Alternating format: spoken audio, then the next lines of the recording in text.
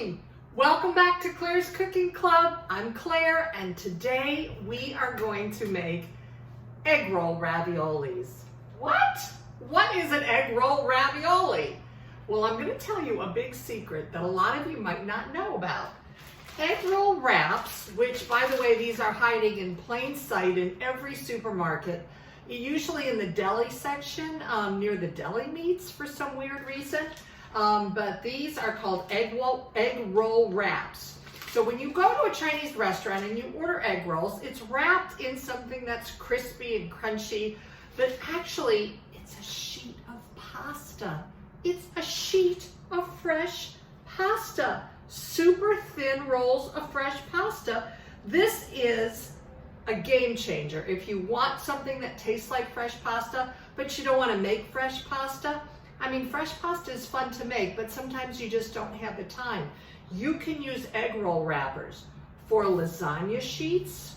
You can cut it into noodles and throw it in a pot of soup. Today we're going to make egg roll ravioli because why not? Egg roll ravioli is a delicious, yummy, substantial meal that we're not using any meat for, which is important because sometimes meat's a little expensive or hard to find. So we are going to make a butternut squash ravioli, and I'm going to show you how to do it with your egg roll wrappers. That's hard to say, egg roll wrappers.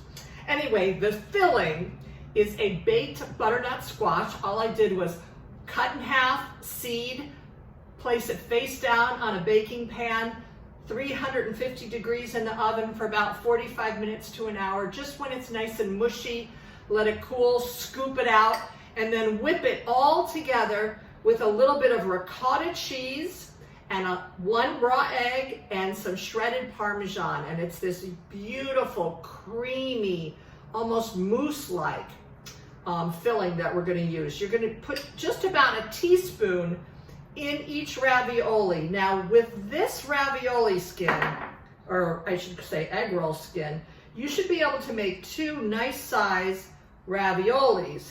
So I'm going to put a teaspoon of the filling on each corner of the ravioli, of the egg roll wrapper. I'm starting to call it ravioli wrappers because that's what we're using it for. You don't want to put it too close to the corner because you're going to cut around it.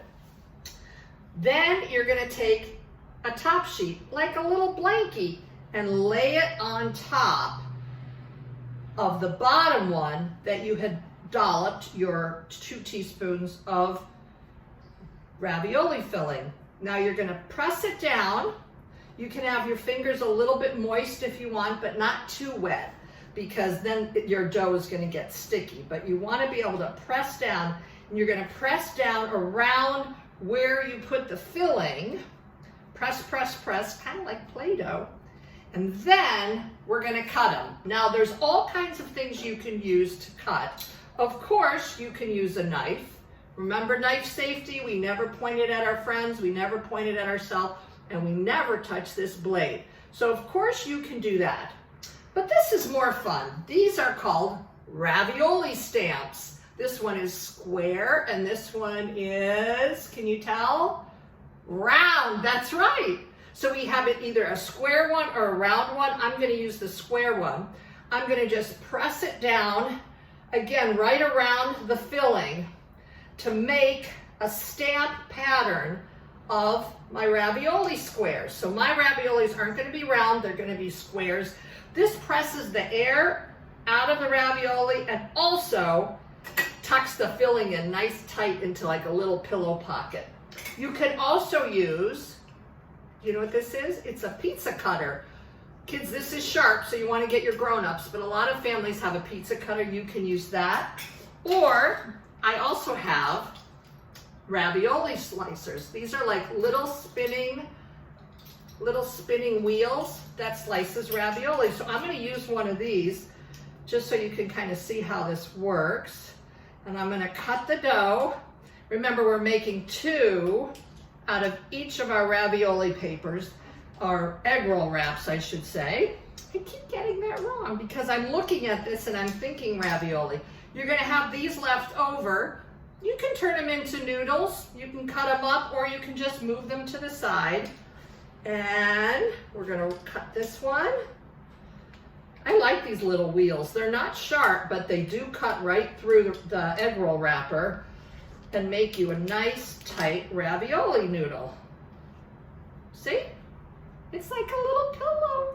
See, a little teeny pillow. Okay, I'm gonna do one more.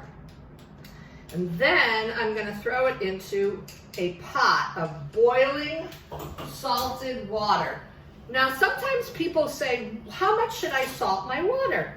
I like the advice that I got when I cooked in Italy, which the nona's there, that's Italian for grandma, said, make it like the ocean.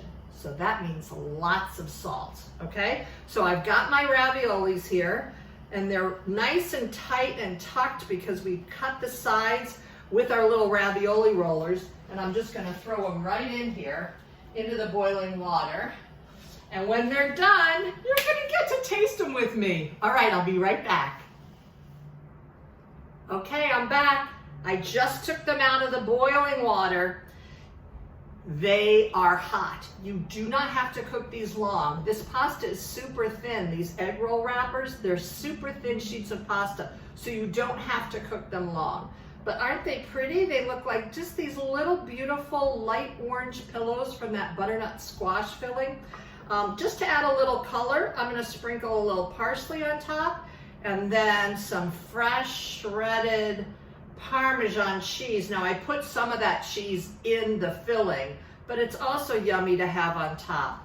Look at that. Isn't that beautiful? This is a really lovely lunch or dinner. Again, no meat, but plenty of protein from the cheese. And then of course we've got that great vegetable, that butternut squash in there. So let's take a taste and see how they turned out. Oh boy.